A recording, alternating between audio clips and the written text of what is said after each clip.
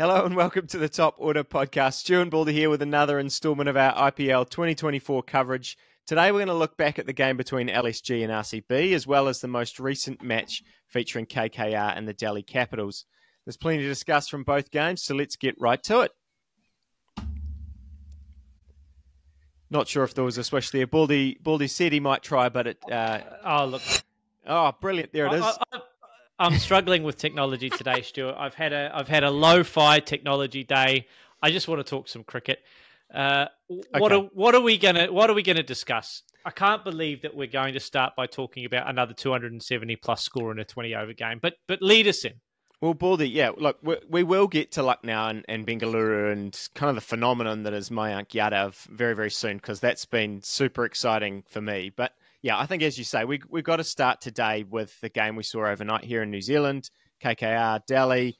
I'd given Delhi a bit of a bump in my power rankings on Monday night. Sort of thought, wondered if maybe they'd found something, a bit of a positive formula by kind of shuffling their batting order around. But look, it just counted for nothing against KKR, as they were just absolutely thumped to all parts. And basically, we'll touch on a little bit of the cricket, Baldy, but I guess I want to open the show with a bit of an existential question, because basically, what is going on? Are we about to be living in a world where 270 and 20 overs is now a thing that happens sometimes regularly? I'm a bowler, and I'm not sure I'm ready emotionally for this. I think emotionally ready is the phrase that we have to kind of think about, really, because at what point, and I'm not advocating for T20 becoming a 140 plays 140 kind of contest, but there has to be some kind of balance, I think, between bat and ball. I've been thinking a lot about this today, and I don't think we're quite ready to have the discussion yet, because we do want to see, and we did see in that game, some tremendous hitting, and I don't think we want to take away from tremendous hitting, but I think there needs to be a little bit more jeopardy in the game somewhere.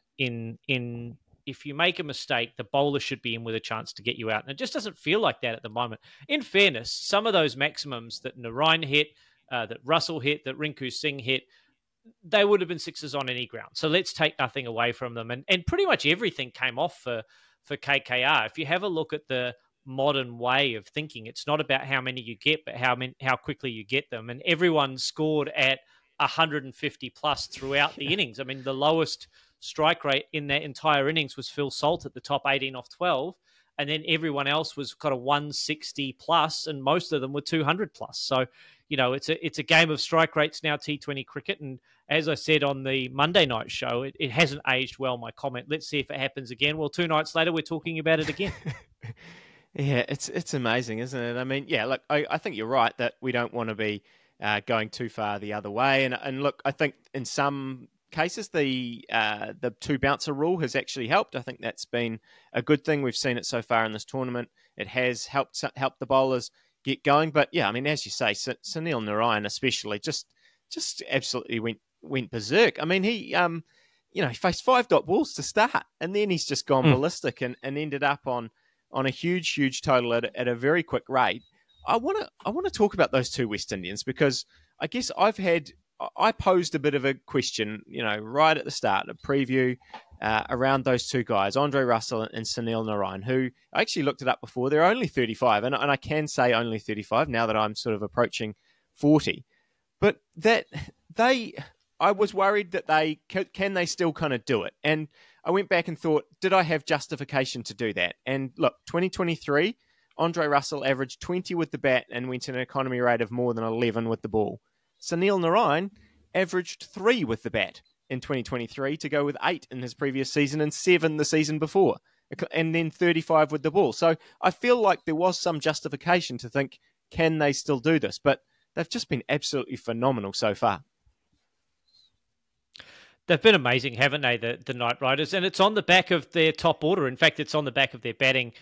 They've been just phenomenal. Dre Russ has been phenomenal. Clearly, Binksy got in his ear and said, hey, look, I don't know that you know this guy, but there's this Australian guy that I know. He's been mocking you and saying that you're not going to get many man of the match performances, and he's proved us wrong, hasn't he? He's been fantastic, and Rinku Singh's just putting just the biggest layer of ganache on the richest, deepest, darkest, velvetiest chocolate cake that anyone can produce. I'm thinking of, the what's the English lady's name? I can't remember her now.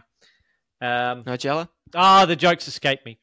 Yes, it's a Nigella Lawson chocolate gâteau. That's what 272 for 7 is. It's an absolute Nigella chocolate gâteau with just the biggest layer of ganache on the top. But look, when you get that score, it's not impossible to chase. But if you fall at 166 all out or you get 246 all out, it doesn't really matter, does it? You're still short. And so I don't think that there's any difference between the Mumbai game and this game in terms of the scoreline, as far as, the drubbingness of drubbings is concerned. You've got to go for it. And for Marsh, for Shaw, for Warner, it didn't come off. And they fell well short in the end, 100 runs short, if you can believe it, in a T20. And yeah, let's talk about Delhi in a second because, there are a few little things to unpack about them. But before we leave KKR and their batting innings especially, we should mention not on debut, Angkrish Raghuvanshi, but first actual bat in an IPL game. I'm just stunned by the fearlessness of these young players. I genuinely just don't know what is going on. 18 years old, he walks to the crease, hits his first 2 balls in IPL cricket for 4. Thinking of same Samir Rizvi the other day, hits his first ball off Rashid Khan for 6. I mean, you must have been pretty excited to watch this kid play. And the fact that we've got this KKR lineup just smashing it all over the place, and then they bring this guy in who's reverse lapping sixes. That was an incredible shot, and bringing up 50 off 25 balls. Pretty amazing. Wasn't it amazing? And some of the shots that were being played out there, I mean, there were shots played off with one hand, full stretch to get wide hole Yorkers, getting them away for 6 runs. It was just incredible to watch. And the skill level of some of these players, and as you say, the fearlessness of these players is just, it beggars belief, really. But it comes back to, if you know that if you miss hit a ball, it's still going to go for 6, there's no jeopardy in cricket if you're a young batter and if you've got confidence. And my wife pointed it out to me as we were watching the highlights. The athleticism and the physique of the modern Indian player is far, far different from the player that we watched growing up as kids. They are absolutely supreme athletes now. They have Indian players have always had incredibly strong and supple wrists. And now you combine that with the strength and the core and the forearm strength and all the rest of it, and they're able to generate bat speed that just means that you can be fearless, because even if you miss hit the ball slightly, as we saw in some of those shots, it still goes for 6 runs. So it's delightful to see yet another Indian player come in and make his mark on the IPL. Oh yeah, it's a great point that you make there around the physical side of the game, because I think you're spot on in terms of how that's changed. I mean, especially changed T20 cricket. We look at, even we're going to talk about some guys in the next game when we look at people like Mayank Yadav and even Marcus Stoinis is the first kind of name that comes to mind when you talk about strength for different players. But I guess onto the bowling side of things for KKR. Mitchell Starc finally on the board. That must have made you excited. Yeah, it did. I think the thing that makes me excited from a KKR perspective, and I think we're starting to see that despite Binksy's, it's not misguided optimism, but it was certainly heart over head optimism at the start of the season. This team are the real deal. And the concerns that we had, were they able to put a bowling performance together around Mitchell Starc and some of those other guys? Absolutely they are. And I guess if you make 272, then your bowlers come in with a groundswell of confidence, and you can go and try things and things come off. And, Narine bowls 4 overs for 29, Chakravarthi bowls 3 overs for 30, and everything starts to look pretty rosy. But the thing that impressed me was that KKR took wickets up front, which I think that they need. They nullified the advantage of, what we thought was a strong top 4, top 5 in Warner, Shaw, Marsh, Pant, Stubbs, and you throw an Abhishek Parel in there as well as a substitute. Like, that's a strong top 6. And despite the fact that 2 of those guys got to 50, Delhi were never really in the game. And they probably would have been had it have been a quote-unquote regular T20 score batting first. Yeah, totally. I mean, I guess you can still take some positives from the Delhi side of things and think that Rishabh Pant, I mean, we talked about it on Monday, he's getting better every single game. It's very, very exciting, I imagine, from an Indian point of view, but, certainly from a neutral, it's great to watch him bat. The flick that he played over fine leg off Venkatesh Iyer, I mean, boy, oh boy, there was some incredible shots. Yeah. You've already said it. Some incredible shots in this game. And Rishabh Pant, to kind of see him do that, I feel like, he stays fit. He's going to be in that T20 World Cup side for India. And that was something that I really didn't know if he'd be able to get to that point so quickly. And look, third, fourth game of this tournament, he's been able to do that. So that's been pretty incredible. On the KKR thing, you genuinely think they are just a lockdown? I mean, look, 3 games, 3 very, very impressive wins, but, are they the real deal now, title-wise? Is that what we're thinking? Well, we're going to know when they play CSK, in 4 or 5 days' time. They've got a bit of a break now, KKR, before that game against CSK on April 9th. So we're going to know at that point whether or not they are the real deal. Their next 3 games are KKR on the 9th. Then they've got LSG on the 14th, who are riding high. We'll talk about them when we get to this next fixture. And then they've got Rajasthan. So we will know for sure by about the 17th of April, 6 games into the tournament, whether or not KKR are in fact really the real deal. But I tell you what, they've put 2 wannabe top 4 sides to the sword in the last couple of games. They've beaten Delhi, they've beaten RCB, and look, you've got to say that they are the real deal until someone knocks them over. Absolutely, absolutely. Do we want to move on now to the LSG RCB game? Can we talk about KKR? Because it's not KKR. Can we talk about RCB? Because I think they're in big trouble in this tournament. They've got a must-win game coming up against, every game pretty much from here on in is must-win, right? If we think that, if you want to be in the top 4 without having to rely on net run rate, 9 wins I think is probably the minimum.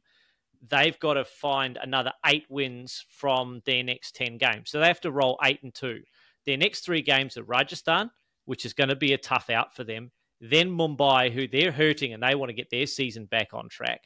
And then they've got Sunrisers, who aren't going to be a pushover despite the fact that they're 1-2 to start the season themselves, the Sunrisers. So, look, it is the pushing the proverbial up a very, very steep hill without much Archimedes machinery to lend them a hand. They've got to get some real contributions, dare I say it, from their middle order, from their Australian contingent, have to stand up and make match-winning contributions, and they're just not at the moment. If Kohli goes big, then they're a chance of winning the game at the moment. No one else is really making a significant contribution like we saw in that KKR game. KKR made significant contributions all up and down the order. We're not seeing that from RCB, and until we do, the fact that their bowling attack is not bowling sides out for low scores means they have to chase 180 plus every game, and that was Raj's fear at the start of the season, and it's starting to come true now. Yeah, look, I mean, for RCB, I mean, this felt like a big game early on in this tournament. I know it's early on in this tournament, but real stuttering start for them, as you say. And, I think that you made the point before that I think I looked at the table and you needed 8 wins to get into the semis last year. So, maybe they can sneak in with 8, but yeah, they're going to have to get a move on. And I mean, is it as simple though for them as that Green and Maxwell and Faf, I guess, have to just start putting in match-winning performances? Because, if you'd have said to me at the start of the tournament, we talked before about, maybe underselling the match-winning potential of the likes of Russell and Narine. If you'd have said to me, how many games, give me a combo of Cameron Green and Glenn Maxwell compared to, Sunil Narine and Andre Russell, I'd have picked Green and Maxwell just because of the things that they've shown recently, and fair enough, probably in ODI cricket more so, and Cameron Green is still a bit untested in this kind of environment, especially at T20 cricket. But I still would have picked them just because of, I guess maybe even just because of name value. But is it as simple as those guys stepping up now and starting to win games for RCB? I think one side of the coin will beget the other. I think if they're chasing lower scores, RCB will feel like they have a little bit more time. And I feel like Cameron Green and Maxwell, if they have just a tiny bit more time to get themselves in before they have to go, they will be far, far more successful. They'll end up getting more runs as a result. I think if they are able to take a little bit more time in the game to get themselves set and then go, I think that's a far more beneficial strategy for them than having to go from ball one, because they're perennially chasing 180 to 200 plus, as Raj kind of alluded to in his preview. So I think the bowling's got to take care of business for them to allow their batters a little bit more time to get themselves going, and then they can get going and get those big scores. I like what they've done with bringing, they brought Topley in for this game, Stuart. They did, eh? And Yep. I just watching the highlights, I felt like, okay, he went for a few early doors, but that can happen. But he swung the ball, he moved the ball around a bit, he gave them a point of difference as a left armour. I think they've just got to get in there and do the business, their bowlers, and that will allow Green and Maxwell to come in and do the damage. I thought Lomrell was okay in this last game that they played. He got 30 or 40 odd as well, off not many balls. But they need solid contributions up and down that order. They're just not getting them right now. Yeah, look, Topley, I agree with that. Topley, I thought, third ball draws a false shot from Quinton to Kock. Definitely had it a bit moving around a little bit. But, that's kind of, as we talked about with Starc on Monday, these guys, in the power play, there's just no wiggle room, basically. He bowls that ball, gets a false shot, but it goes over the keeper for 4. And then a couple more boundaries in the over. Suddenly, he's gone for 12 in that over. Quinton de Kock hits a few lusty blows off Mohammad Siraj, and suddenly he's off to a flyer. And it's just really, really hard to bring back the momentum after that. Once these guys get going, and we saw it with de Kock, he was able to get in this innings, get off to a flying start, and then just carry on. And Raj said before, if guys are facing 60 balls, he expects them to score 100 now in T20 cricket. De Kock didn't quite get that. But I think he took them to a position where you can bring in Nicholas Pooran late in the innings and come in and just take over. So, yeah, look, RCB's got to, as much as Topley came in and looked good, they've got to take wickets up front, and it just isn't happening for them at the moment. You're absolutely right. And then, like, we've said it before, and we'll say it again, they need to get, like, real contributions from their super-duper stars. Siraj went for 47 against LSG the other night. They allowed sides to get away. I think actually the catching hurt them. I can't remember if it was Pooran or if it was de Kock. One of them was dropped really early and went on and punished them. It was on maybe 2 or 3, something like that. Might have even been Pooran, was dropped early doors. So that the standard of fielding is not up to the standard I think we expect in the IPL. There are some catches that are being dropped that really should be taken. And that's disappointing because it can have a big impact on the game and it can define your season. A single catch can define your season. So it is a little bit disappointing when you see those catches going down. But yeah, Quinton de Kock has bounced back. He's been terrific. They got contributions from Marcus Stoinis, which pleased me, 24 off 15. That's exactly what Australia want from him in a T20 environment. They want him to get big runs at the end of the innings, put the icing on the cake, and just Nicholas Pooran's innings was just fantastic. I thought he was not quite the pick of the players. That was clearly Quinton de Kock for his 81, but Pooran was able to take the game away from RCB in those last few overs with some tremendous power hitting, and actually took a really good catch and a great run out as well. He had a great game. Yeah, he did, and he's been great all tournament. I think, us Kyle Mayers fans thinking he might be able to sneak in and play ahead of Pooran at different times have been, that door I think has been shut. Pooran's been fantastic. And it wasn't even, as you say, it kind of wasn't a perfect innings from Pooran. It was on a ball-by-ball basis. I think if you watched that innings, you thought he's not quite in wonderful touch. But then, when he connects, it goes for, huge sixes, and he finishes on 40 off 21 balls, striking at nearly 200. So, exactly what you want from someone coming in at that part of the innings.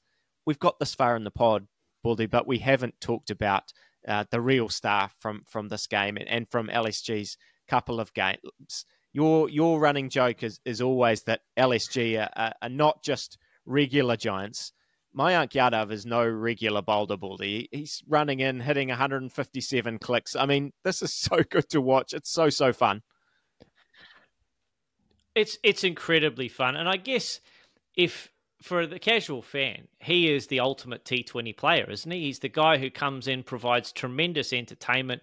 He makes things happen. Every ball's an event with Mayank Yadav at the moment. I mean, the guys he got out, he got three for. He got Patida, he got Maxwell, he got Cameron Green. And the Cameron Green one was by far the best of them. That is the most comprehensive dismissal I think I've seen in quite some time. Cameron Green, who got 170 in the test here against New Zealand and looked $1 million, he looked at sea against that delivery. And sure, he'd only faced 9 or 10 balls, but man, that was some ball. And he was well up into the 150s, 150 plus consistently during that spell. And it's not like he's just bowling, 145 and then one slips up if it's, a low full toss. He is consistently up above 150. I don't know if they turn the speed guns up or down or whatever, but like it is something to watch. It is fantastic to watch him bowl. And look, I don't know, Stu, can he bowl himself into India contention for the World Cup in this IPL? I don't know. I mean, you got to start thinking about that. I saw a stat the other day. I don't, on social media, so I have no idea if it's actually true, but that he's only bowled 50 balls in IPL cricket or something like that, but he has bowled the most 155 plus balls already in IPL history. So that seems remarkable. He's the first player in IPL history to win Player of the Match in their first 2 IPL games. And as you say, the way he got Green, it was like he's bowling to someone who just isn't at that level, like someone who's not equipped to face quick bowling. But Cameron Green's grown up in Western Australia and on Perth pitches and fast pitches, and he's just gone straight through them. So yeah, absolutely remarkable. I mean, whether he can get into the Indian side, I mean, who knows? I mean, it'd be hard pressed to keep him out at the moment just because it's so exciting. I mean, I know this probably feels like an overreaction after 2 games, but he's been brilliant. And I think the excellent thing about him is that he's not going for runs either. Like he's not getting smashed around. We talked about all these other pace bowlers that are bowling in this tournament. They bowl a loose ball and it gets hit for 4. Yadav just isn't getting hit for boundaries as well, which is just gold dust in T20 cricket. Absolutely. 17 dot balls in his spell the other night against RCB. And sure, they were on top of the game, but, 3 for 14 off of his 4. You have a look at Pandya went for 10s. A lot of the other bowlers went for, Ravi Bishnoi went for 11s. Yash Thakur went for 9. Stoinis went for 9. Okay, Stoinis only bowled 1 over, fair enough. But that is a marked difference in terms of run rate and economy from Mayank Yadav, even compared to his teammates in that same game. If I'm India, I am looking at him very, very seriously for this World Cup. I know that the wickets are slower in the West Indies. I know that there's not going to be as much pace and bounce, but if you can bowl that quickly, the amount of bounce in the wicket is not as relevant. And if he can provide a point of difference for India in that World Cup, he could be the guy that pushes them over the top. And if he can bowl alongside a Bumrah and a Jadeja and an Ashwin or whoever in that Indian attack, you're looking at a player who can make a real difference to a team that has aspirations to win that World Cup. So I'd be looking at him very, very seriously. And if I was an Indian fan, I'd be super excited to see what he can do over the next, half a dozen games or so, to see if he can really go on a tear and start putting some very, very real fear into some of these batting lineups going forward.